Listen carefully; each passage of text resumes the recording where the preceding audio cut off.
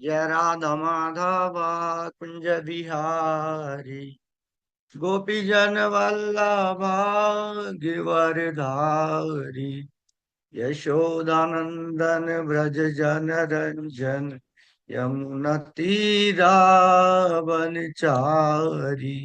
जय राधा माधव कुंज बिहारी यशोदानंदन व्रज जन रंजन यशोदानंदन व्रज जन रंजन यमुना तीरावनचारी। जय राधा माधव कुंज विहारी। हरे कृष्णा कृष्णा कृष्णा हरे हरे हरे राम राम राम हरे हरे। हरे कृष्णा कृष्णा कृष्णा हरे हरे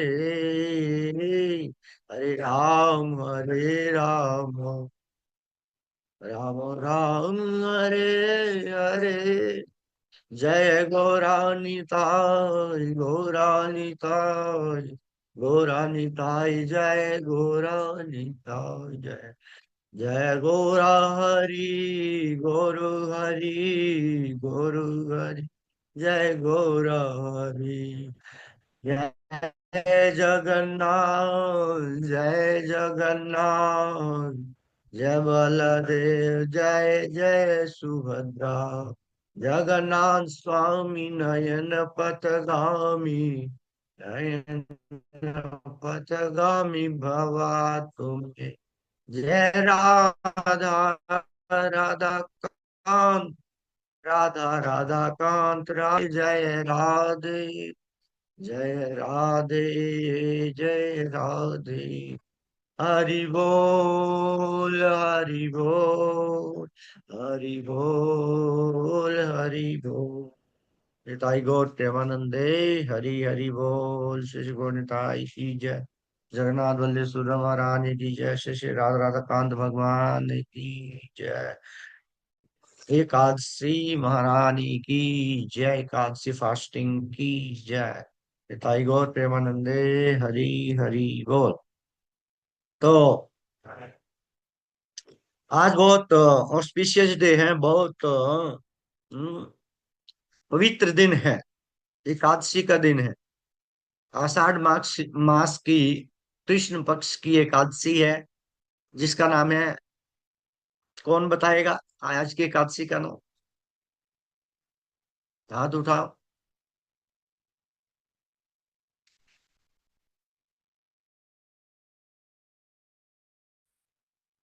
बताओ।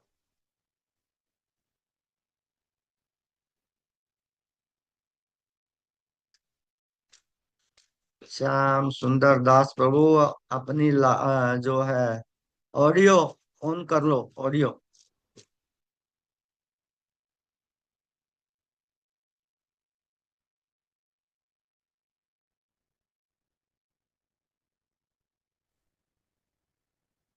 योगी और कौन बताएगा आज की एकादशी का नाम? योगिनी एकादशी है प्रभु जी। योगिनी एकादशी। जी प्रभु जी। बिल्कुल ठीक कहा। वेरी नाइस, बहुत सुंदर। तो योगिनी एकादशी है। तो जैसे कि मैं एकादशी की कथा आपको सुना चुका हूँ, एकादशी कैसे प्रकट हुई थी। तो 24 एकादशियां आती हैं साल में, और जब अधिक मास आ जाता है तो वो 26 हो जाती हैं। तो 24 एकादशी जो है, हर एक का एकादशी का महत्व है। और आज की योगिनी एकादशी का भी बहुत महत्व है।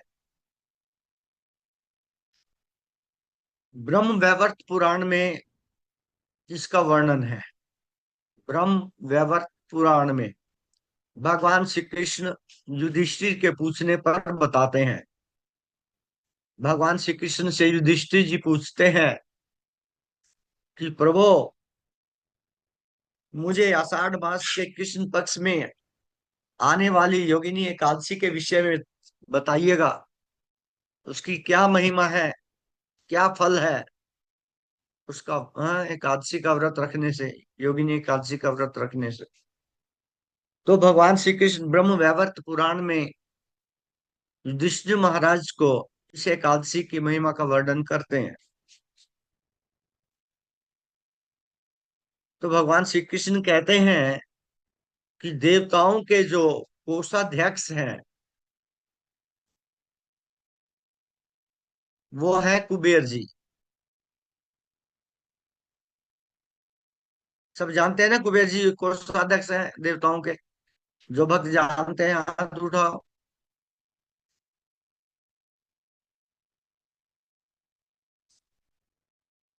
सभी जानते हैं, लेकिन सब दिखाई नहीं दे रहे हैं। Please come on the camera, कैमरे पे आ जाइएगा। सभी कैमरे पे आ जाइएगा।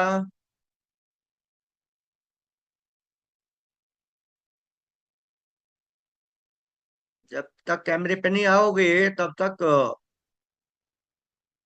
मेरे को अच्छा नहीं लगेगा, सुनाने में आनंद नहीं आएगा। जब सब सुन रहे होंगे तो मेरे को अच्छा लगेगा। समझे ना? तो कैमरे पे आ जाइएगा प्लीज, सभी कैमरे पे आ जाइएगा।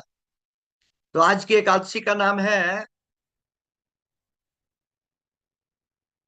योगिनी एकादशी। युधिष्ठिर जी महाराज भगवान श्री कृष्ण को प्रश्न करते हैं कि प्रभु हमें बताइए कि आषाढ़ पक्ष की कृष्ण आषाढ़ मास की कृष्ण पक्ष की एकादशी का क्या नाम है, इसकी क्या महिमा है। तो भगवान श्री कृष्ण कहते हैं इस एकादशी का नाम योगिनी एकादशी है। और इस एकादशी का जो व्रत का फल है, अन्य जितने भी व्रत किए जाते हैं, वो बहुत प्रकार के व्रत लोग रखते हैं। भगवान श्री कृष्ण स्वयं कह रहे हैं अपने मुखारबिंद से, इस एकादशी के व्रत का पालन करने से जितने भी अन्य व्रत हैं उन सब का फल मिलता है, केवल एक एकादशी से। और दूसरा फल क्या मिलता है कि यदि आप 88,000 ब्राह्मणों को एक साथ भोजन कराएं। कितने? 88,000 ब्राह्मणों को आप यदि एक साथ भोजन कराए, जितना पुण्य उन 88,000 ऋषियों को भोजन ब्राह्मणों को भोजन कराने से प्राप्त होता है, उतना पुण्य मात्र इस योगिनी एकादशी के एक व्रत से प्राप्त हो जाता है। इतनी महिमा है। तो भगवान श्री कृष्ण इस विषय में एक कथा सुनाते हैं युधिष्ठिर को। बहुत सुंदर कथा है योगिनी एकादशी की महिमा की। तो भगवान श्री कृष्ण बताते हैं युधिष्ठिर को कि जो कुबेर है, अच्छा बताएंगे कुबेर कौन है? हाथ उठाओ। कुबेर क्या है? देवता है, असुर है, मनुष्य है, आदित्य है, क्या है? हमारे तरुण कनाई दास प्रभु जी टोहाना से।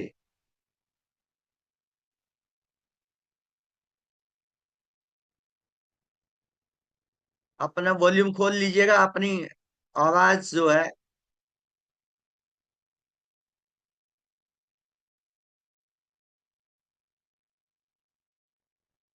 अभी आपका वॉल्यूम ऑन नहीं हुआ है। आप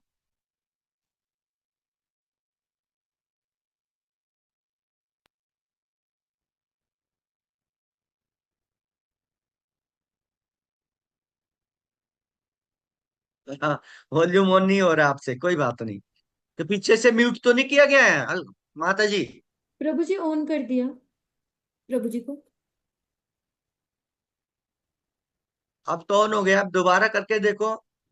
तरुण कनाई जी, ऑन हो गया अब आपका, पीछे से ऑन कर दिया गया है। कुबेर हाँ धन आप का बोलिए। स्वामी जी। कुबेर धन जी का प्रभु। स्वामी जी। धन का स्वामी। हाँ कुबेर जी। जी धन के स्वामी तो हैं, लेकिन वो देवताओं में आते हैं, असुरों में आते हैं, आदित्यों में आते हैं, देवताओं में यक्षों आते में हैं। आते हैं, असुरों में आते हैं, किस श्रेणी में आते हैं? देवताओं में जी। नहीं, गलत हो गया। ठीक। और कोई? हाँ, हमारे किशन कुमार जी, सीए, सोनीपत से। जी प्रभु, आप बताइएगा। आपकी आपका वॉल्यूम अभी ऑन नहीं हुआ। हाँ, हरे कृष्णा प्रभु जी। हरे कृष्णा। प्रभु जी, जो कुबेर जी है वो यक्ष हैं, यक्ष। बिल्कुल ठीक कहा, बिल्कुल ठीक कहा। अच्छा। यक्ष है, यक्ष। ठीक है।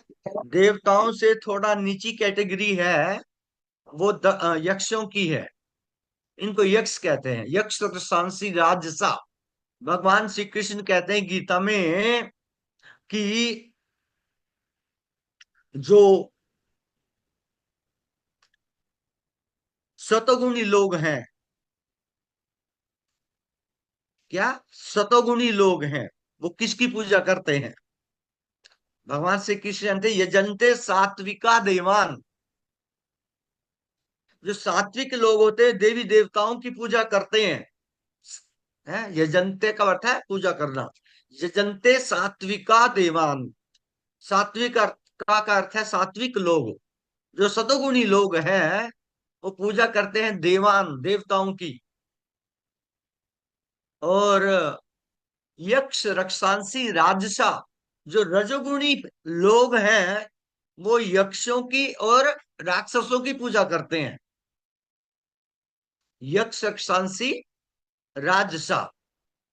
ये 17वें अध्याय का चौथा श्लोक है। भगवान श्री कृष्ण बताते हैं कि अर्जुन, यजंते सात्विका देवान। सात्विक लोग यजंते करते हैं, यजन करते हैं, पूजा करते हैं। किसकी? देवताओं की। यक्ष रक्षांसी राजसा, यक्षों के राक्षसों की पूजा करते हैं। रजोगुणी लोग, सतोगुणी देवताओं की, रजोगुणी यक्ष और राक्षसों की। और भूत प्रेत गुणा से अन्य, अन्य जो है तमोगुणी है।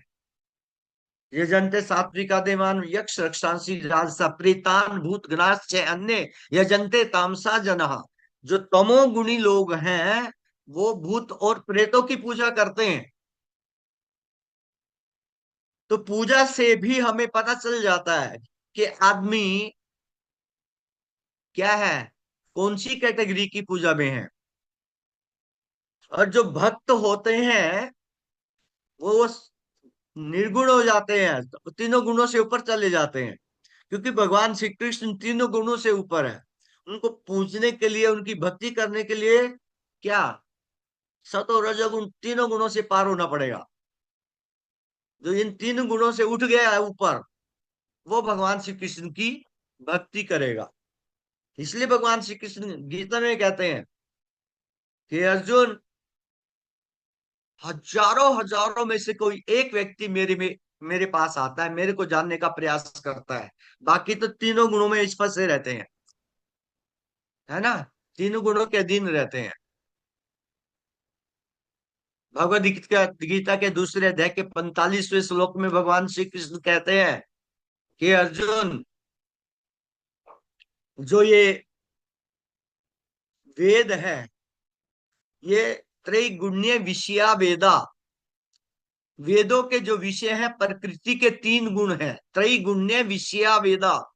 वेदों का जो विषय है, वो प्रकृति के तीन गुण है। वेदों में जितना बताया गया है, वो तीनों गुणों के बारे में बताया गया। 95% वेदों में तीनों गुणों का वर्णन है।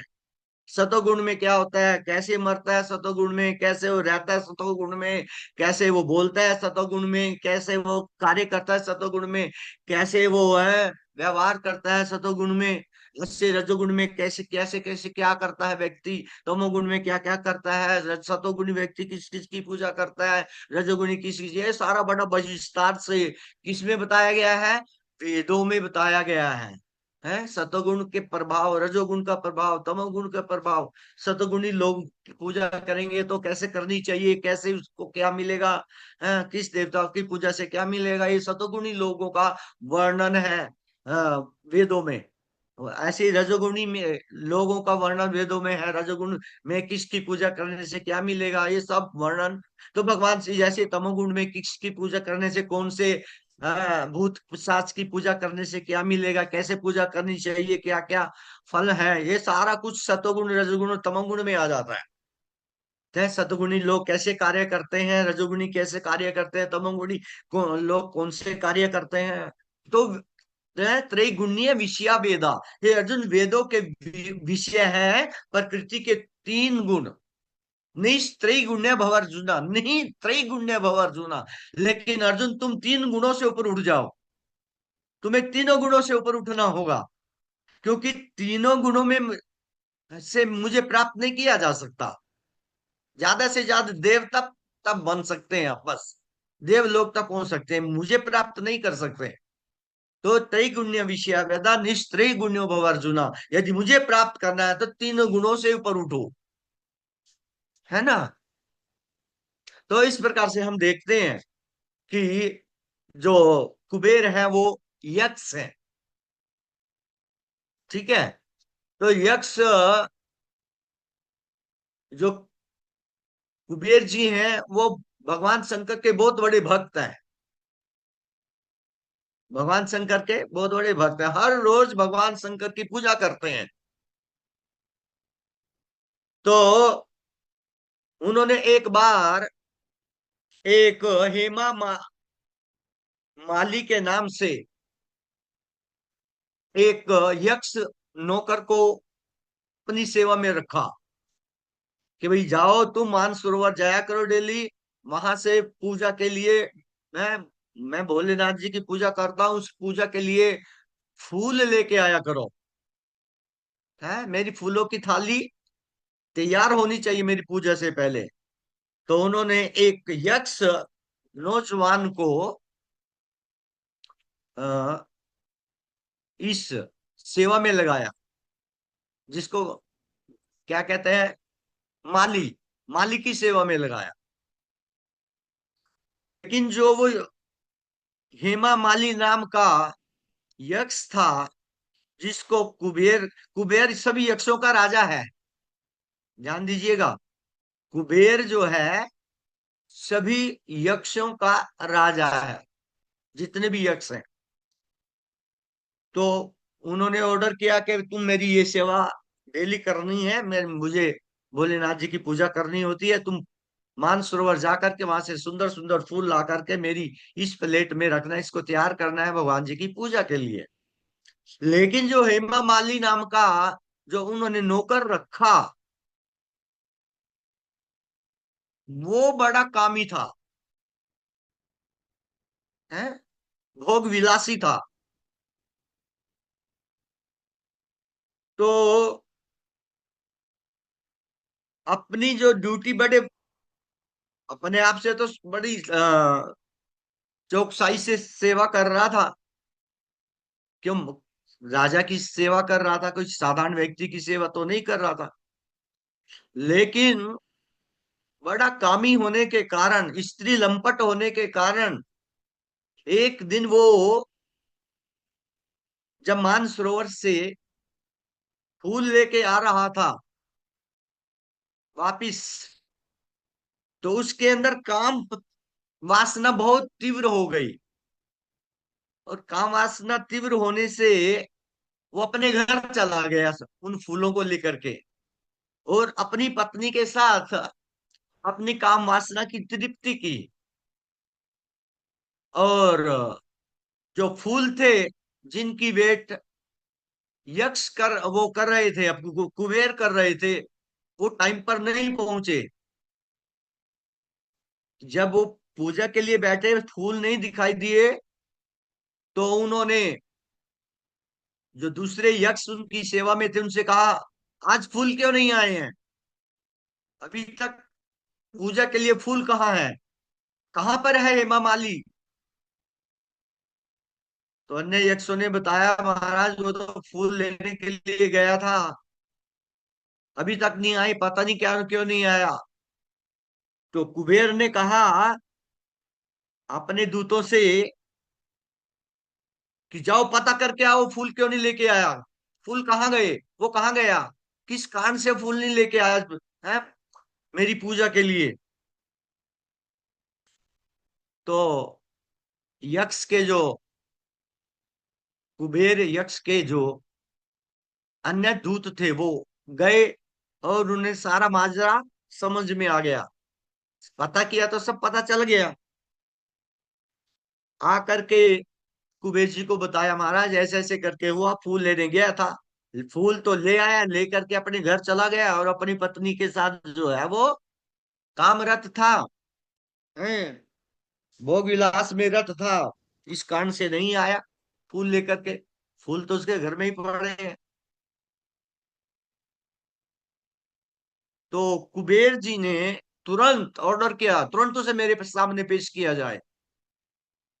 तो यक्षों के राजा कुबेर की आज्ञा सुन करके दूसरे यक्ष जो नौकर थे उसके, वो गए और हेमा माली को पकड़ करके खींच के लेके आ गए।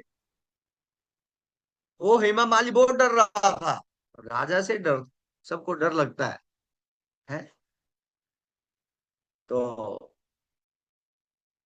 डर रहा था, कहाँ पर रहा था, लेकिन उसको खींच करके धक्के से लेके आ गए उसके घर से और खड़ा कर दिया ला करके कुबेर के पास। कुबेर ने कहा, हे नीच, कामी, विलासी, है, तुमने मेरी आज्ञा का उल्लंघन किया है। तुम इतने कामी हो कि पूजा के फूल जो लेकर के काम वासना की पूर्ति के लिए अपने घर चले गए। जाओ, मैं तुम्हें श्राप देता हूं, तुम्हें वाइट लेप्रोजी हो जाए। लेप्रोजी को हिंदी में कहते हैं हाँ, कुष्ठ रोग। कुष्ठ रोग स्किन का रोग होता है, कुष्ठ रोग। तो कुष्ठ रोग हो जाए तुम्हारे को, और तुम्हारा अपनी पत्नी से विरह हो जाए, तुम अपनी पत्नी से अलग हो जाए, भयानक कुष्ठ रोग हो जाए तुम्हारे को। तो उसी समय वो जो हेमा मालिनी यक्ष था, वो नीचे गिरा पृथ्वी पर आकर के, और एक जंगल में, ऊपर से सीधे एक जंगल में गिरा आकर के पृथ्वी पर, और सारा का सारा शरीर उसका कोढ़ से है, कुष्ठ रोग से, जिसको कोढ़ बोलते हैं, भर गया। उसके शरीर से गंध निकलने लगी, ना वो बैठ सकता था ना वो सो सकता था। बहुत मिजरेबल कंडीशन हो गई, बहुत कठिन है। वो अपना इतना दुख सहन नहीं कर पा रहा था, लेकिन क्या करे, मजबूरी थी। साप मिला था कुबेर जी का, तो अपने इस बड़े बहुत भयानक कष्ट को सहन करते करते करते करते वो जंगलों में घूमने लगा। घिसट घिसट के जंगलों में जाने लगा, और धीरे धीरे वो हिमालय में पहुंच गया। हिमालय में पहुंच गया तो उसको महर्षि मार्कंडे दिखाई दिए। महर्षि मार्कंडे जी दिखाई दिए। तो महर्षि मार्कंडे जी को देखकर वो बड़े प्रसन्न हुए, उनको प्रणाम किया। लेकिन अपने क्रूप होने के कारण, अपने कोड लगे शरीर के कारण उनसे दूर गए, उनके पास नहीं गया, दूर रहा, दूर से उनको प्रणाम किया। तो मार्कंडे ऋषि जो है वो बड़े दयालु ऋषि हैं। भागवतम में बहुत सुंदर कथा आती है मार्कंडे ऋषि की, आगे के एपिसोड्स में सुनाऊंगा मैं। है मार्कंडे ऋषि की बहुत सुंदर कथा। हम्म भागवतम में आती है, लेकिन थोड़ी सी समझा देता हूँ आज, थोड़ी सी बता देता हूँ। मार्कंडे ऋषि बहुत बड़े तपस्वी थे। तो जब उनको प्रणाम किया, और जब मार्कंडे ऋषि ने उसकी दुर्दशा देखी, उसका दुख देखा, तो मार्कंडे ऋषि बड़े द्रवित हो गए। कहते हैं ना, साधु पर दुख दुखी। असली साधु दूसरे के दुख को देख करके दुखी होता है, और दुष्ट व्यक्ति दूसरे के दुख को देख करके सुखी होता है। ये साधु में और दुष्ट व्यक्ति में अंतर है। तो मार्कंडे ऋषि ने पूछा, तुम कौन हो, ये तुम्हारी दशा कैसे हुई, ऐसा कितना भयंकर पाप तुमने किया कि तुम्हारी को व्हाइट कोड लग गया है, व्हाइट कुष्ठ रोग हो गया, सफेद कुष्ठ रोग हो गया, सारा शरीर तुम्हारा गल रहा है। तुमने जरूर कोई ना कोई भयानक क्या किया होगा, पाप किया होगा, अपराध किया होगा, मुझे बताओ। तो उस हेमा मालिनी ने कहा, यक्ष ने कहा कि महाराज, मुझसे बहुत बड़ी गलती होगी, ऐसे ऐसे करके मैंने अपने स्वामी कुबेर का अपराध कर दिया, लेकिन मैं अब बहुत पछता रहा हूं, मैं न सो पा रहा हूं, इतना पेन होता है शरीर में, है कि मैं ना सो सकता, ना बैठ सकता, ना मैं लेट सकता, सहनीय दर्द होता है। आप तो साधु हैं, साधु तो पर दुखी होते हैं, आप मुझ पर कृपा करो, कृपया मुझे इस बहुत दुर्दशा से बाहर करो, मैं आपकी शरण में आया हूं। तो मार्कंडे ऋषि जी ने कहा कि भाई, तुम्हारे इस कष्ट का मैं निवारण कर सकता हूं, लेकिन तुम्हें कुछ करना पड़ेगा। महाराज, क्या करना पड़ेगा? कहते हैं मार्कंडे ऋषि, तुम्हें आषाढ़ मास के कृष्ण पक्ष की योगिनी एकादशी का व्रत रखना पड़ेगा, बड़े ध्यान से व्रत रखना पड़ेगा। यदि आप योगिनी एकादशी का व्रत रखोगे तो तुम सारे के सारे पापों से मुक्त हो जाओगे, और अपना पहले वाला शरीर, स्वस्थ शरीर, यक्ष का शरीर प्राप्त कर लोगे। तो मार्कंडेय ऋषि जी की वाणी को सुनकर के बड़ा प्रसन्नता मिली।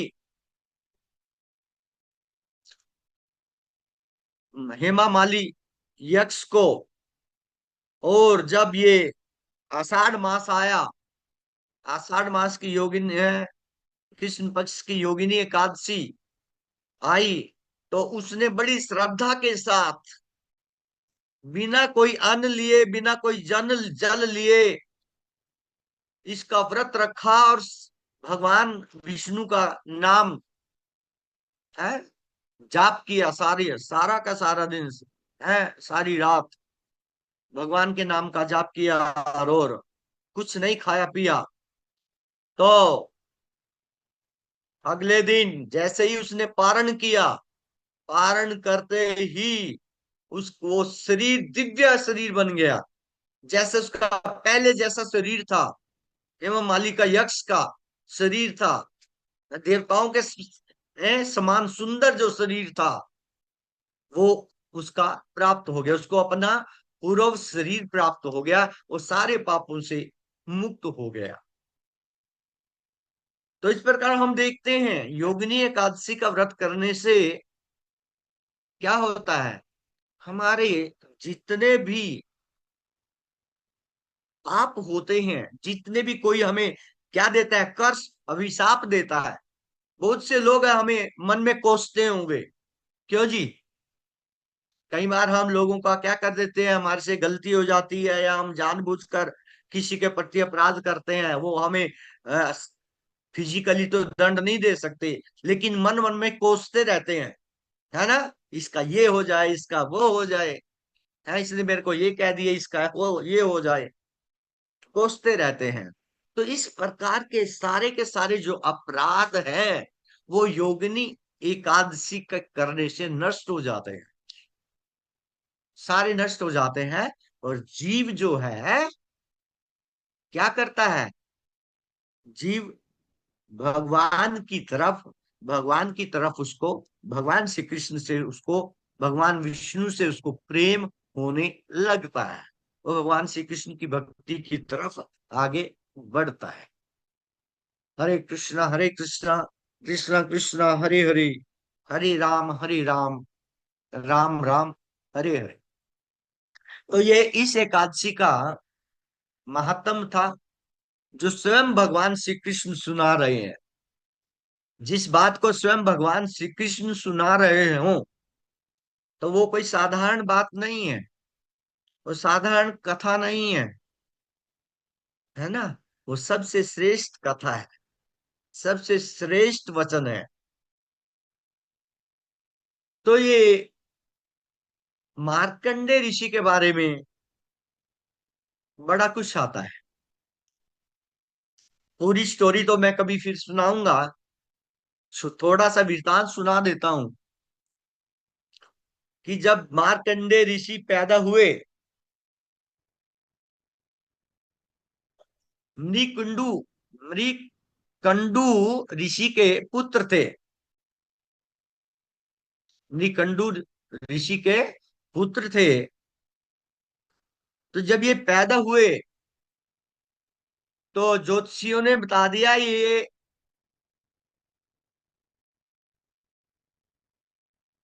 बस जवानी में मर जाएगा, 16 साल की उम्र में मर जाएगा, है ना? पहले तो उनकी संतान नहीं थी,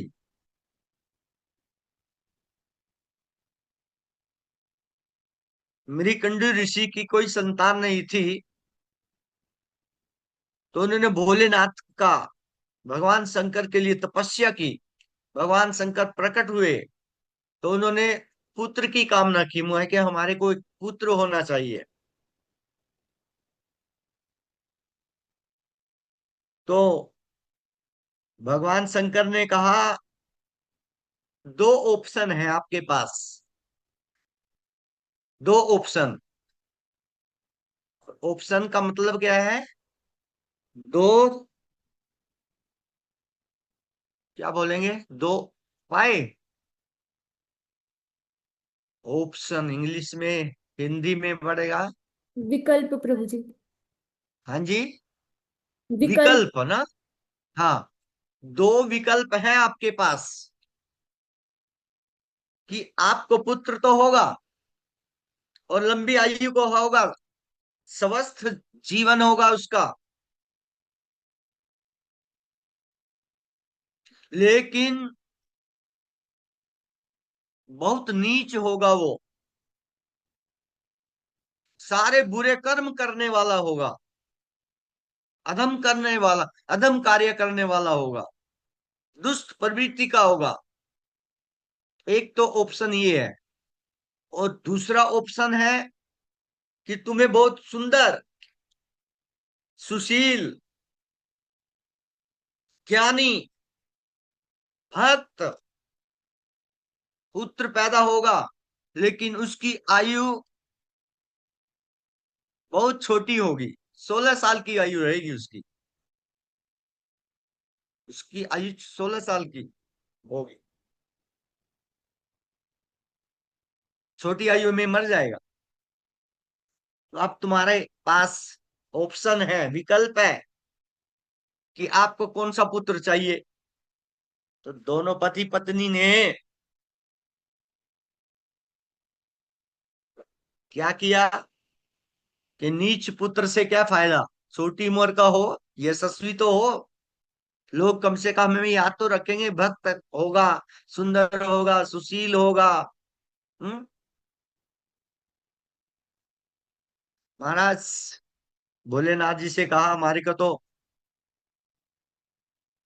सुंदर सुशील पुत्र ही चाहिए, हमें लंबी आयु वाला दुष्ट नहीं, हमें छोटी आयु वाला ही क्या भक्त साधु प्रवृत्ति का मैं बच्चा चाहिए, पुत्र चाहिए। तो भगवान शिव ने तथास्तु बोला, और उनके यहाँ पर जन्म हुआ बच्चे का, उसका नाम रखा गया मृकुंडू, उसके पिता का नाम था। तो उसके उनके नाम के आधार पर मार्कंडे उनका नाम रख दिया गया, मार्कंडे नाम रख दिया गया। तो उनके पिता माता पिता को पता था कि इसकी आयु बहुत छोटी है, बहुत सुशील है, बहुत ज्ञानी है, सब कुछ है, लेकिन आयु बहुत छोटी। तो मृकुंडू ऋषि ने कहा अपने पुत्र से मार्कंडे से कि बेटा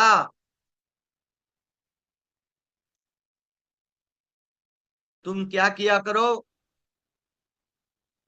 जो भी मिलता है तुम्हें सबको प्रणाम किया करो। ध्यान दीजिए, बहुत सुंदर कथा है। क्या बोला, आप सबको प्रणाम किया करो, और यदि महात्मा कोई है, भक्त कोई है, तो उसको उसको दंडवत प्रणाम करो,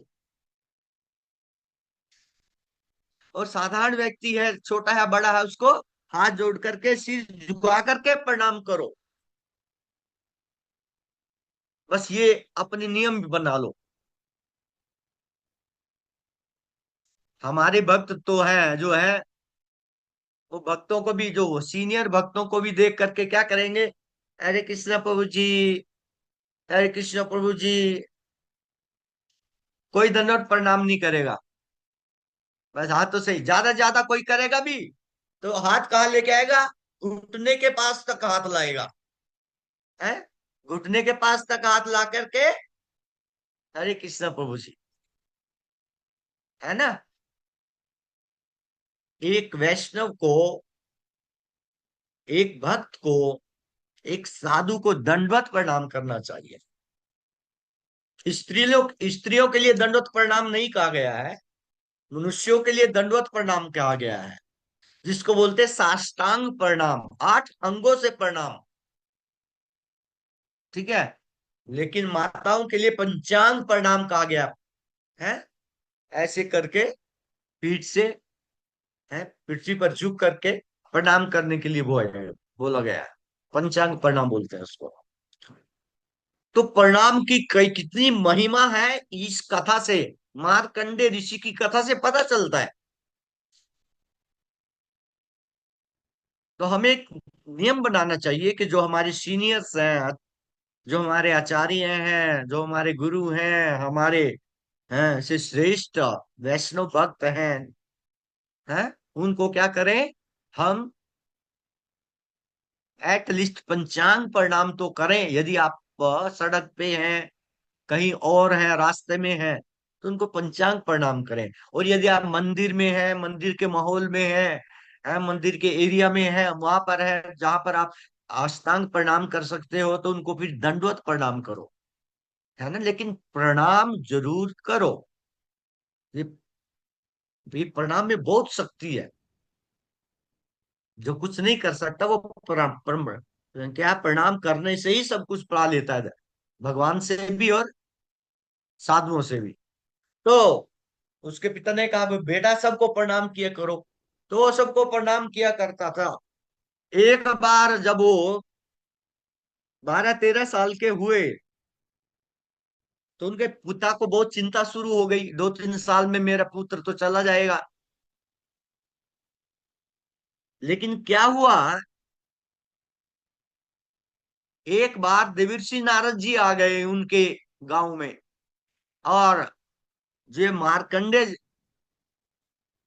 जी थे, 13-14 साल के, उन्होंने उनको दंडवत प्रणाम किया। जानते तो थे नहीं कौन है। वो ऋषियों को दंडवत प्रणाम करते थे, ब्राह्मणों को दंडवत प्रणाम करते थे, सब उनको आशीर्वाद देते थे। जब किसी को कोई प्रणाम करेगा तो हाथ अपने आप ही आगे आ जाएगा, न चाहते हुए भी क्या होगा, आशीर्वाद मिल जाएगा प्रणाम मात्र करने से। तो उसने क्या किया, उसने दंडवत प्रणाम कर दिया देवर्षि नारद जी को। और देवर्षि नारद जी ने क्या कहा, दीर्घ जीवी भव। क्या बोला, दीर्घ जीवी भव, तुम लंबी आयु वाले बन जाओ। वो बोला, महाराज जी मैं लंबी आयु वाला कहां से बन जाऊंगा, मैं तो 3 साल में जाने वाला हूं, खिसकने वाला हूं यहां से। मेरी मौत तो 16वें साल में हो जाएगी। नारद जी चौंके, हैं, तुम्हारी मृत्यु हो जाएगी 3 साल में? कहते हाँ, स्वयं भोलेनाथ ने बोला है। ओहो, ये भोलेनाथ की वाणी को कौन काटेगा। और आशीर्वाद में दे चुका हूं।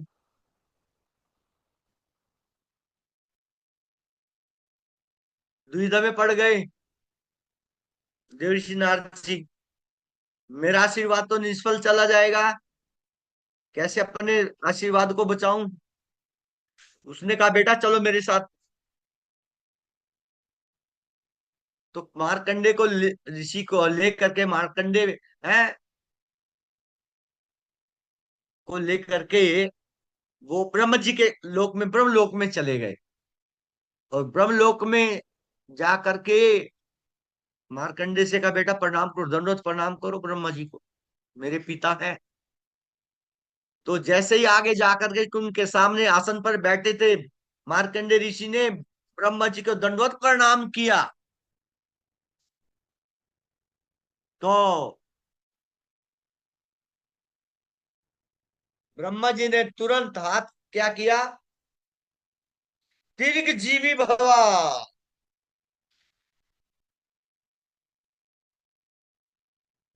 नारद जी कहते, बहुत अच्छा, मैं तो छूटा। बहुत अच्छा हो गया महाराज, मैं तो छूट के मुक्त हो गया। तो मेरी तो बारी खत्म, बारी किसकी बारी, ब्रह्मा जी करेंगे जो करेंगे। है, मैं तो छूट गया, मुक्त हो गया। है, बड़े खुश हो गए ब्रह्मा जी तो। ओ सॉरी, नारद जी बड़े खुश हो गए। नारद जी खुश हो गए कि मेरी बला टली, मैंने इसको आशीर्वाद दिया तो दीर्घजीवी हो। अरे, मेरे पिताश्री ने भी, ब्रह्मा जी ने भी इसको दीर्घजीवी होने का क्या दे दिया, वरदान दे दिया। अब मेरी क्या वैल्यू है बोला ब्रह्मा जी के आगे। मेरा तो, मैं तो फ्री हो गया, आजाद हो गया। ब्रह्मा जी बोले, भाई क्यों हंस रहे हो देवर्षि नारद, पुत्र नारद क्यों हंस रहे हो। कहते, पिताश्री इसलिए हंस रहा हूं कि मैंने भी इसको दीर्घजीवी होने का आशीर्वाद दिया था, लेकिन महादेव ने तो इसको 16 वर्षों का दिया हुआ है जीवन। 16वें वर्ष में मर जाएगा, 2 साल के बाद मर जाएगा। है, 2 साल के बाद मर जाएगा, और भोलेनाथ जी ने बोला है। ओहो, बड़ी दुविधा में फंसा दिया देवर्षि नारद जी, तुम मेरे को, है, कौन सी मुसीबत में फंसा दिया तुमने मेरे को। अरे भोलेनाथ जी को कौन मनाएगा, अरे भाई, ये तो बड़ा संकट पैदा हो गया।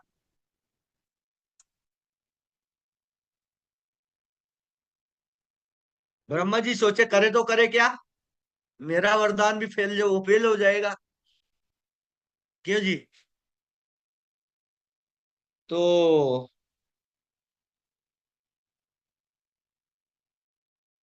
ब्रह्मा जी ने कहा, कुछ युक्ति जुटाते हैं। और इतने, देखो ब्रह्मा जी का जो समय है, पृथ्वी लोक के समय से बहुत डिफर करता है, ठीक है ना। देवलोकों के जो समय है, हम हमारा जो 6 महीने होते हैं वो देवताओं का एक दिन होता है। हमारे 6 महीने देवताओं का एक दिन होता है। और यदि ब्रह्मा जी की बात करें तो उसकी तो कोई गिनती नहीं कर सकता।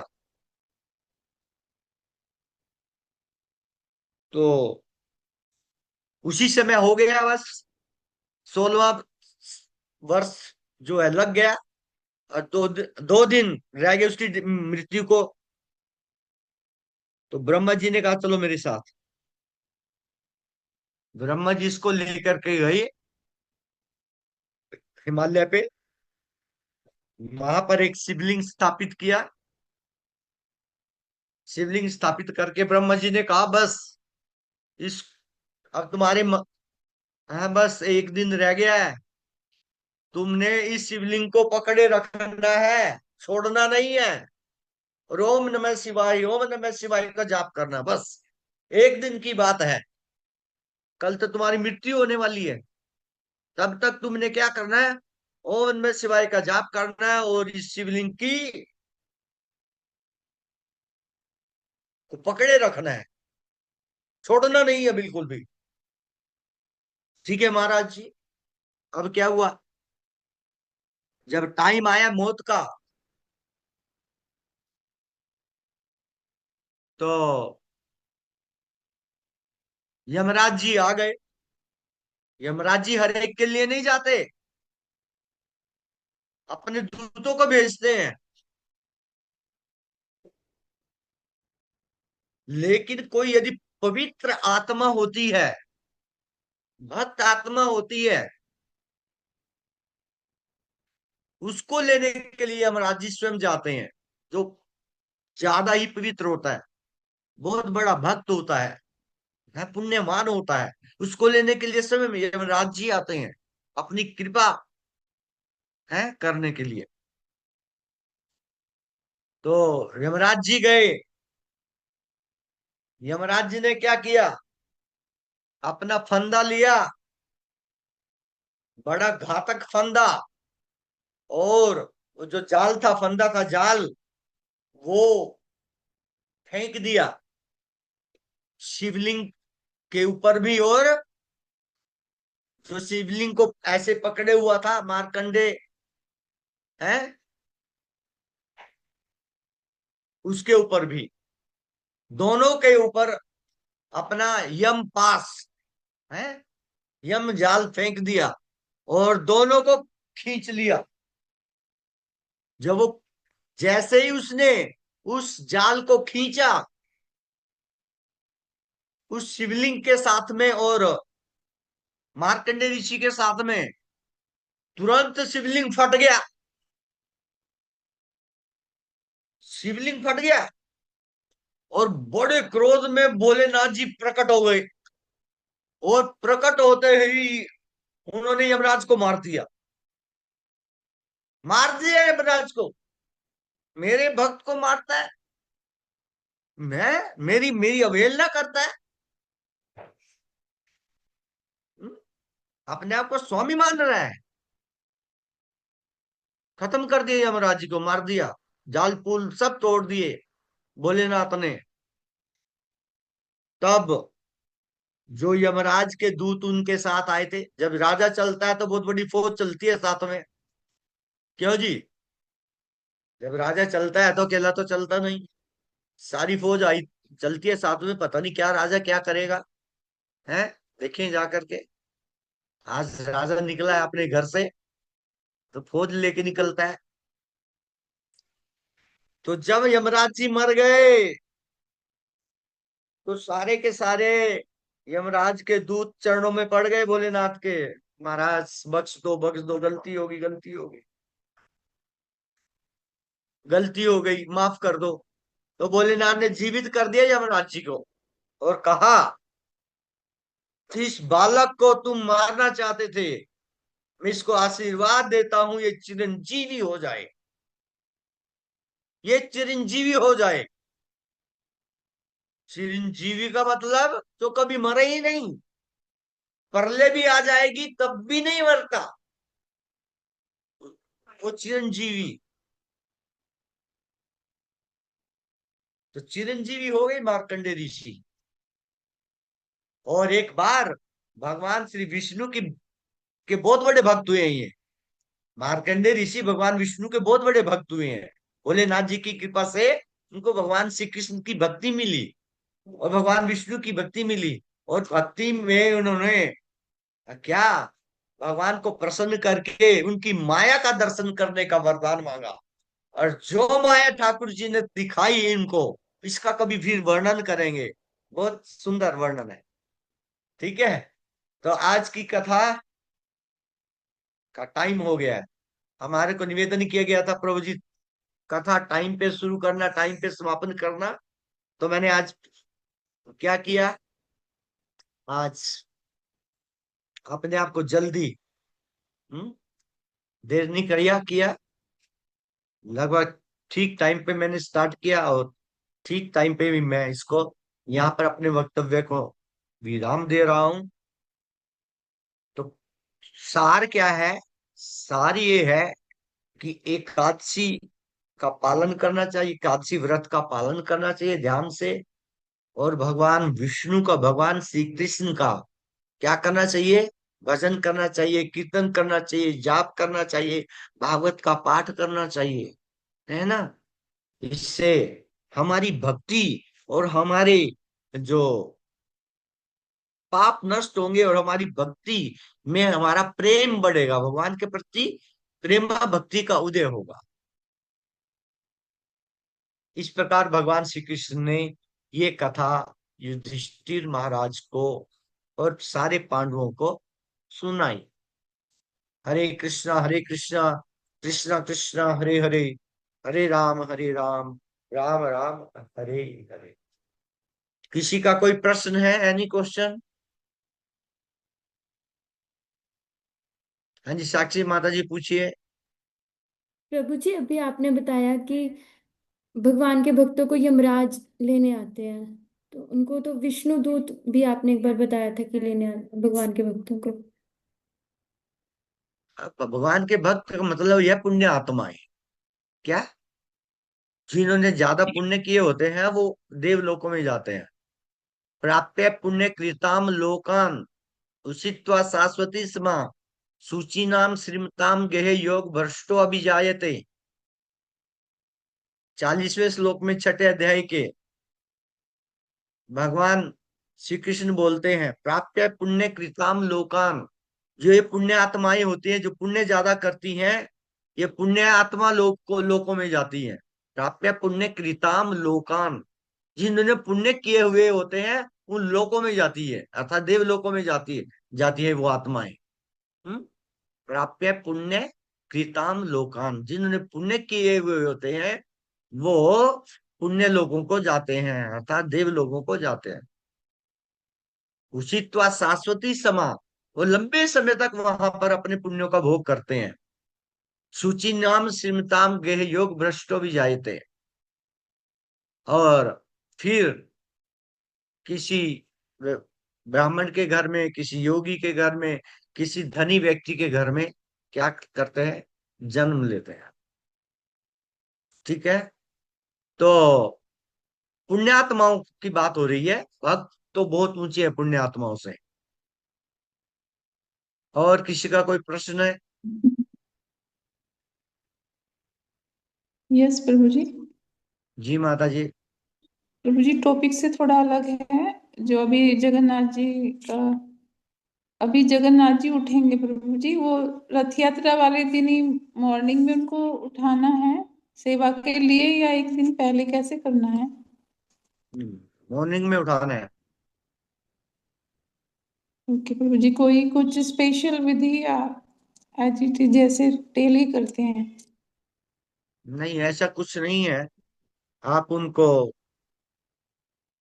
जो है उठाइएगा, स्नान कराइएगा, अभिषेक कीजिएगा, है। अभिषेक करके जो है उनको नए नहला धुला करके नए वस्त्र पहनाइएगा, नए वस्त्र, है ना। तो इस प्रकार से आप, हाँ जी, हाँ जी प्रभु जी, कृष्ण कुमार जी सोनीपत से। हरे कृष्णा प्रभु जी। जी प्रभु।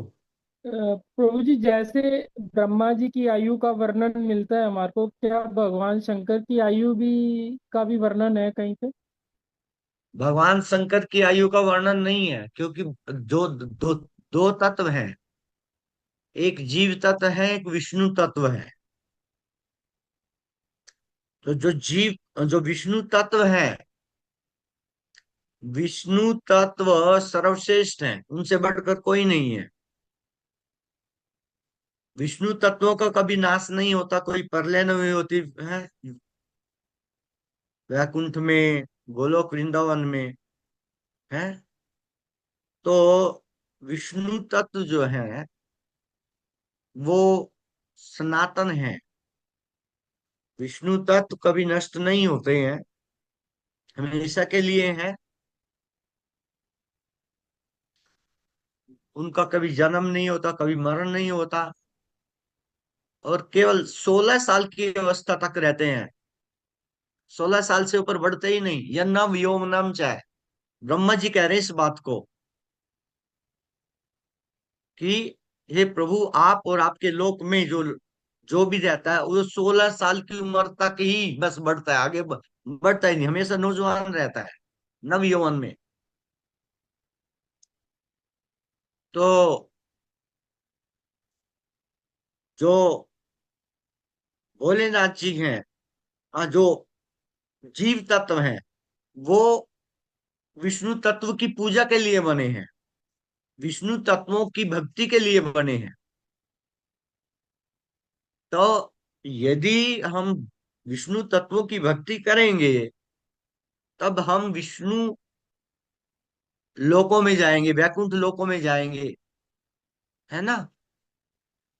हाँ जी। लेकिन जहां तक भोलेनाथ जी की बात है, ना वो विष्णु तत्वों में है, ना वो जीव तत्वों में है, वो मध्य में है। वो जीव तत्वों में भी नहीं है और विष्णु तत्वों में नहीं है। जीव तत्व तो मरते रहते हैं, जन्म लेते रहते हैं, ठीक है ना, उनका बार बार जन्म और बुढ़ापा मृत्यु आता रहता है। लेकिन विष्णु तत्व तो कभी नहीं मरते, हमेशा आनंद में रहते, सच्चिदानंद में शरीर होता है। 16 साल से ऊपर का बढ़ते नहीं है। ऊपर से जो चाहे इच्छा प्रकट करते हैं, वो तुरंत पूर्ण हो जाती है भगवत धाम में। और वो एक भोलेनाथ जी जो हैं, वो जीव और विष्णु तत्वों के बीच में होने के कारण उनका अंत तो नहीं होता है। वो प्रलय के समान, प्रलय में, अग्नि में क्या नहीं होता, उनका अंत नहीं होता है, वैसे के वैसे रहते हैं बीच में होने के कारण। ठीक है प्रभु। ठीक है प्रभु जी। हाँ जी। और किसी का कोई प्रश्न?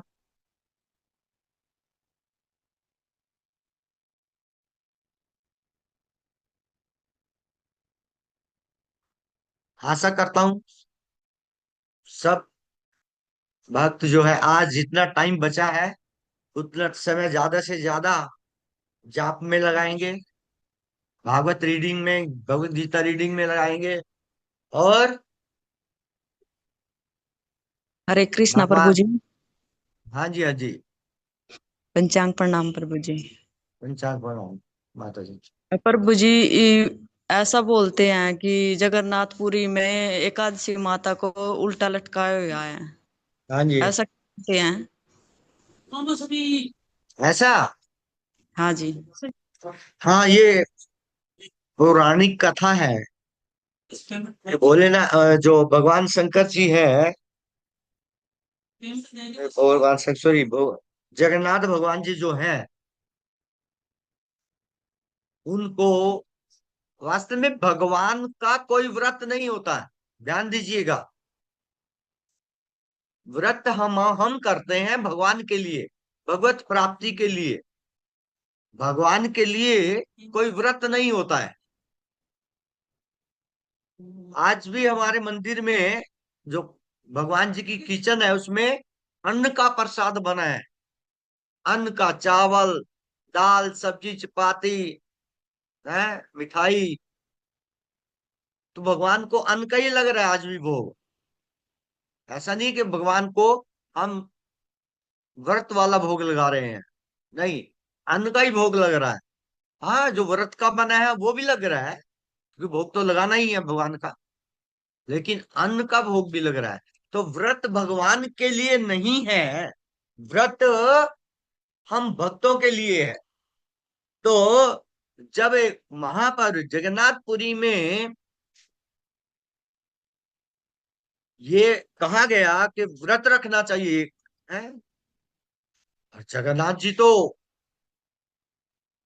क्या, प्रद्युमन जो है, राजा प्रद्युमन, सॉरी, इंद्रदुम्न राजा, जिन्होंने उनको, जगन्नाथ जी को प्रकट किया, जगन्नाथ जी का मंदिर बनाया। तो जगन्नाथ जी ने कहा, भैया मेरे को बहुत भूख लगती है। उस क्यों राजा ने मांगा था कि प्रभु आप इतने दिव्य स्वरूप में प्रकट हुए हैं, मैं आपसे वरदान मांगता हूं कि आप कम से कम 16 या 18 घंटे अपने भक्तों को दर्शन देंगे। अपने भक्तों के दर्शन, आपके दर्शन जो है क्या, 18 घंटे तक कम से कम खुलने चाहिए।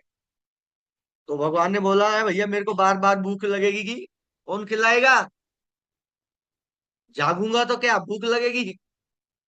कहते प्रभु हम आपको इतना खिलाएंगे, आपके हाथ सूखने ही नहीं देंगे, एक भोग खाओगे गिले रहेंगे हाथ, दूसरा भोग आ जाएगा, इतना खिलाएंगे आपको। इसलिए जगन्नाथ जी की रसोई संसार में सबसे बड़ी रसोई है। थोड़ी थोड़ी देर के बाद भोग लगते ही रहते हैं, कई बार तो घंटों घंटों तक भोग लगता रहता भगवान को, समझ रहे ना। तो अब क्या बोला, पहुंच गई बात भगवान जगन्नाथ जी के पुजारियों तक कि आज तो एकादशी है, एकादशी का व्रत रखो, एकादशी का भोग लगाओ, है, एकादशी का व्रत रखो।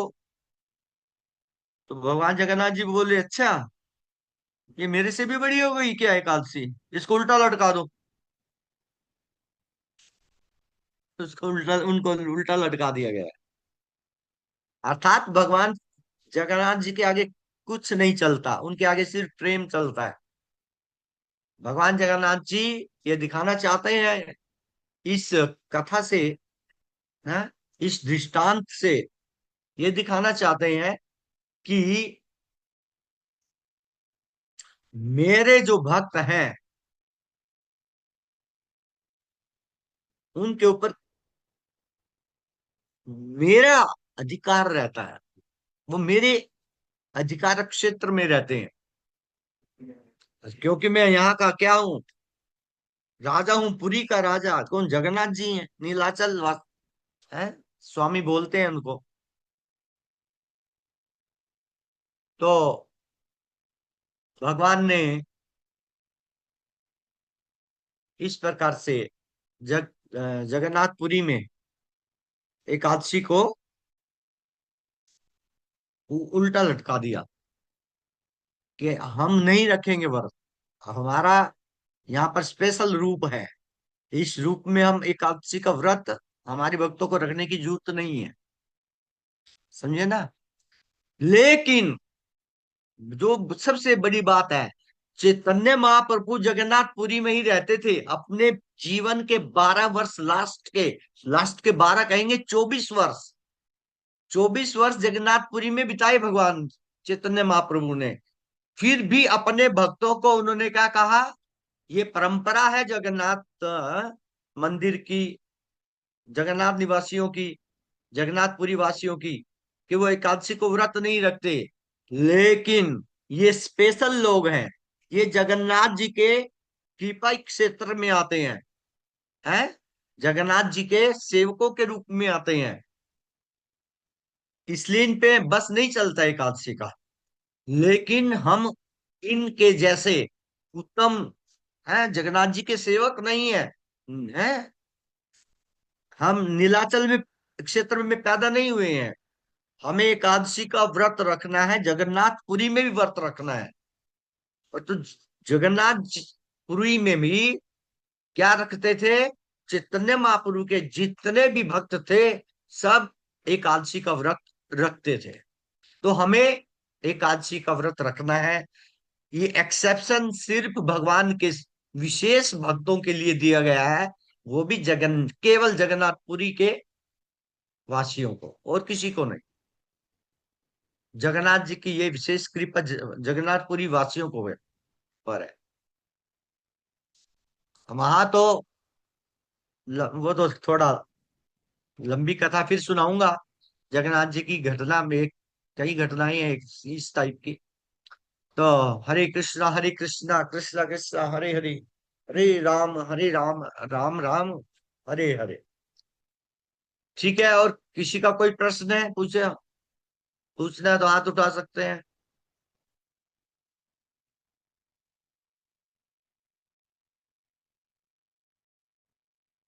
तो बहुत बहुत धन्यवाद प्रभु जी। आप